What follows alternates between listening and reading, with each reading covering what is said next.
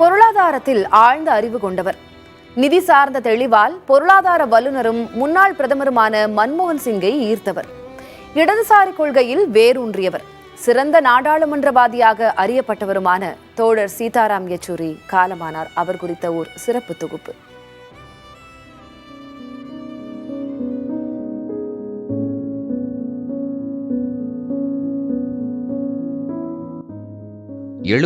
வயதாகும் சீதாராம் யெச்சூரி சுவாச கோளாறால் பாதிக்கப்பட்டு கடந்த ஆகஸ்ட் 19 டெல்லி எய்ம்ஸ் மருத்துவமனையில் அனுமதிக்கப்பட்டார். நுரையீரல் தொற்றுக்காக தொடர் சிகிச்சை அளிக்கப்பட்ட நிலையில் கடந்த சில நாட்களாக வெண்டிலேஷனில் இருந்த யெச்சூரி சிகிச்சை பலனின்றி காலமானார். மார்க்சிஸ்ட் கம்யூனிஸ்ட் கட்சியின் பொதுச் செயலாளராக இருந்த யெச்சூரி 2004 முதல் இந்திய அரசியலில் மிகவும் முக்கிய பங்கு வகித்து வந்தார்.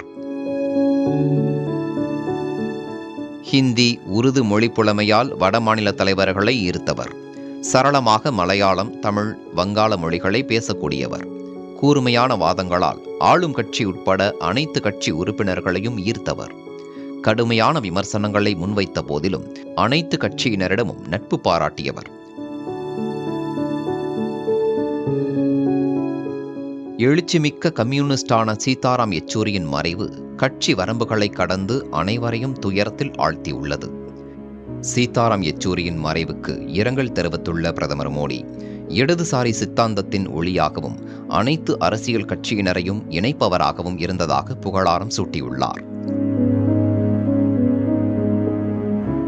நீண்ட ஆலோசனைகளை மேற்கொண்ட தருணங்களை இழந்து நிற்பதாக எதிர்க்கட்சித் தலைவர் ராகுல் காந்தி இரங்கல் தெரிவித்துள்ளார்.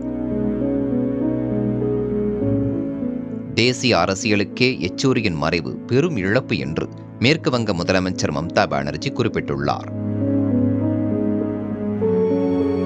சீதாராம் யெச்சூரியின் மறைவுக்கு பல்வேறு தலைவர்களும் ஆழ்ந்த இரங்கலை தெரிவித்துள்ளனர்.